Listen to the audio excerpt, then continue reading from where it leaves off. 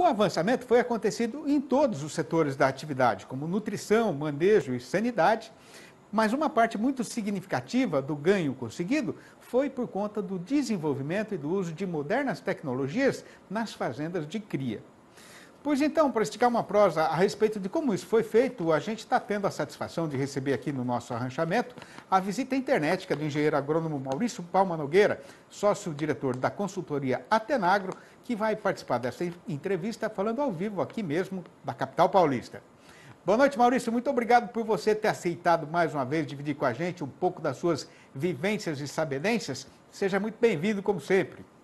Boa noite, Sidney. É sempre um prazer estar aí com vocês, papo sempre agradável e vamos tocar a bola aí. O prazer é nosso. Ô Maurício, o que foi que praticamente obrigou, né, o fazendeiro que lida na cria a investir em tecnologia moderna nesses anos recentemente passados?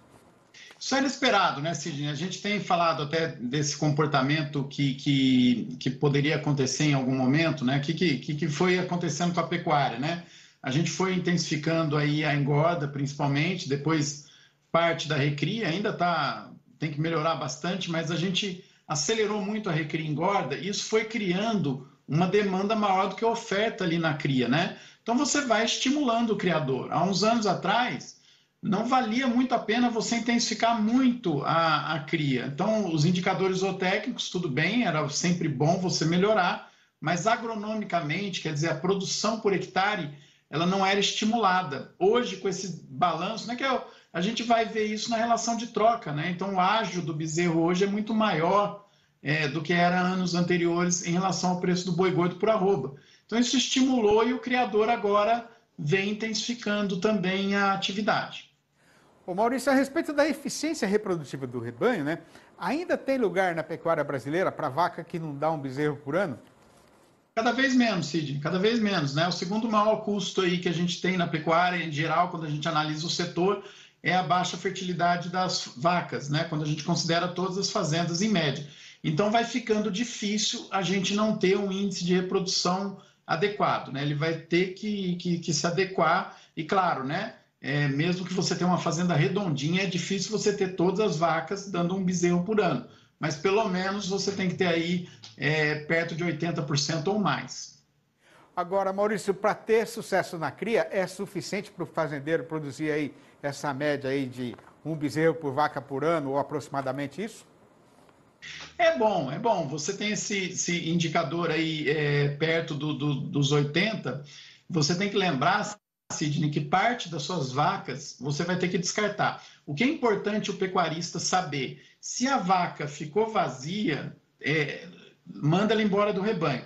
Não deixa um animal vazio e improdutivo na tua propriedade, porque você vai ter só o custo e não vai ter o benefício. Então, se ele gerenciar tudo isso com muito cuidado, né, com muita zelo pelos números, né, pelos resultados, ele não vai ter problema e aí ele vai se estabelecer. Agora, o que foi que aconteceu com o peso médio dos bezerros produzidos aí no Brasil nesses últimos anos, Maurício? Esse é um ganho fantástico, né, Sidney? A gente tinha uns anos atrás os bezerros, né? Se você pegar lá a cotação do indicador de CPEA, né? Você tinha lá bezerros desmamados aí com 160, 170, 180 quilos. E hoje já estão em 230, 240, 220 quilos. Então ele está melhorando, né? Ele está terminando, ele está desmamando, desculpa, né? Está desmamando no mesmo prazo com um peso muito maior. Isso é muito bom para o sistema de produção, que ele já sai mais acelerado para quem comprar ou para o próprio criador, né? Que às vezes você tem a fazenda de ciclo completo, ele vai usar o próprio bezerro que ele criou. Agora, por que é importante ter uma estação de monta bem definida na fazenda? Para você se organizar, né? Hoje você tem aí o uso de tecnologias, né? de inseminação artificial em tempo fixo. Isso faz com que você organize, melhore os lotes, organize as vacas, facilite todos os processos da sua propriedade. Então, à medida que você vai ganhando, né, produtividade, é bem interessante que você adeque, né? Que você planeje bem esse período de nascença dos bezerros, de prenhez das vacas, né? Todo o processo de reprodução. A estação de monta é muito importante. Qual que é a grande vantagem disso que você está falando, né, de concentrar o nascimento dos bezerros num período aí definido do ano? Quando você faz uma organização da fazenda toda, Sidney, e você começa a analisar, né, entre o tempo de nascença do bezerro, de nascimento ali do bezerro, até o final que ele vai sair ou desmamado, ou garrote, ou boi gordo, toda vez que você acelera esse processo, você tem um ganho de produtividade, né? Então, esses números, é difícil citar aqui, porque a gente tem que comparar os casos, mas você tem um ganho muito grande no custo médio de produção desses animais, né? A gente sempre tem aquele cuidado para falar, por exemplo, do qual o custo da diária no confinamento. Você tem o custo da diária também dentro da tua fazenda. Então, quando você organiza todos esses lotes, você otimiza os processos e tem um ganho financeiro muito bom. Por isso que a IATF tem tido um espaço cada vez maior, né? Lembra que você vai ter um desembolso maior com protocolos, vai gastar mais com sêmen, porque vai ter repasses, né? E mesmo assim, esse investimento compensa, porque você vai ter o ganho lá na frente nesses processos de produção. Agora, Maurício, do começo do ano para cá, né, o preço do bezerro levou um tombo bem dolorido no mercado pecuário brasileiro, né?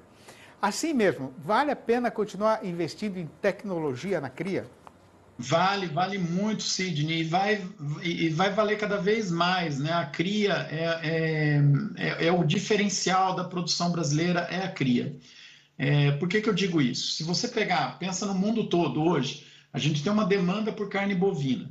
Se você quiser que os Estados Unidos, por exemplo, ou que a Austrália responda a essa demanda, eles vão ter que criar um sistema de produção para produzir bezerro muito mais caro do que o nosso. Então, isso só vai valer a pena se o preço for muito alto da carne internacional.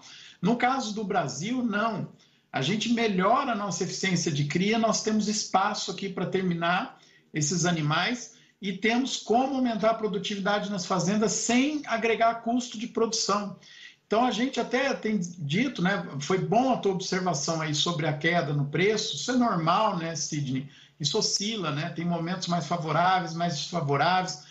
Nós vamos ter momentos de baixa, momentos de alta, mas o que a gente está lendo aí, né, a leitura que a gente faz hoje, claro, isso pode mudar, né, mas hoje a leitura que a gente faz até 2030, o investimento em pecuária, em tecnificação, principalmente na cria, é praticamente garantido, né? Você tem um ambiente muito seguro para investir. Quais são as nossas preocupações? Alguma coisa de ordem fora do controle, por exemplo, de questões sanitárias ou questões políticas. A gente sempre coloca o exemplo do que aconteceu na Argentina, que é algo aí que a gente tem que ser extremamente disciplinado aqui no Brasil para não cometer nenhum erro no trajeto.